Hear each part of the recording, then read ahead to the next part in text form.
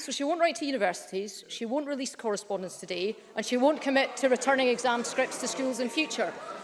Presiding Officer, next week marks 5 years since Nicola Sturgeon announced that education would be her #1 priority.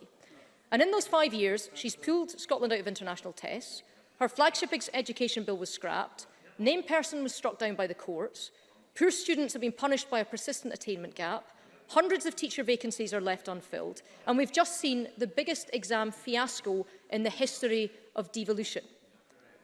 John Swinney has been the common denominator through all of this.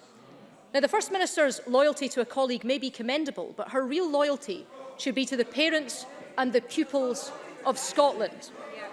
They deserve new leadership in education, and John Swinney cannot deliver it. Why won't the First Minister see that? First Minister.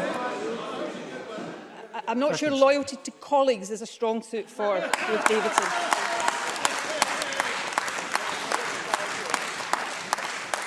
Ruth Davidson says, I won't write to universities. The reason for that is because John Swinney has already spoken to the universities. She says we won't publish how SQA is working. The reason I won't instruct them to do that today is because they did it last week.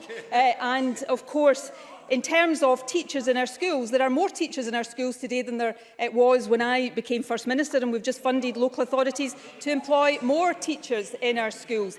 But, you know, let's come to, and forgive me, Presiding Officer, my mind is not particularly on political matters this morning, but Ruth Davidson wants to have this kind of exchange. She really should think about the position from which she seeks to do it. Because just in a few months, I will submit myself and my government to the verdict of the Scottish people in an election. That is the ultimate accountability for our record and our leadership. And as we do that, Ruth Davidson will be pulling on her ermine and going to the unelected House of Lords. So can I gently suggest to Ruth Davidson that when it comes to holding to account and scrutinising politicians, she's really not coming at this from a position of strength, because it is not me who is running away from democratic accountability. Ruth Davidson. Thank you, Presiding Officer. For 4 months we've had this First Minister stand up and tell the people of Scotland that she doesn't do party politics. 9 minutes it took her. 9 minutes it took her to get there. And the difference, Presiding Officer, is this.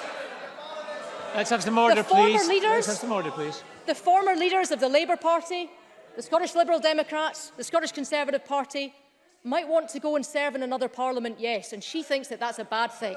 But not a word of condemnation for the former leader of her party that would rather shill for Putin's Pravda. First Minister. Presiding Officer, I think all it's taken 9 minutes to do today is expose Ruth Davidson's raw nerve. But can I say, I don't criticise anybody for wanting to serve in any parliament. I just have an old-fashioned preference. Have some order, please. I just have an old-fashioned preference that they get elected before they do so. But, Presiding Officer, this government has serious issues to deal with, and we deal with them each and every day.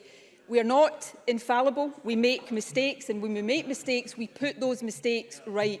And as First Minister, with my team of ministers, we are going to get on with the job of leading this country as best we can through the crisis it faces. And we welcome scrutiny for that, but we will not lose our focus on that central task, which is a more important one than any government has faced in Scotland for quite some time. And that is what I will be focusing on today, tomorrow, and for the foreseeable future.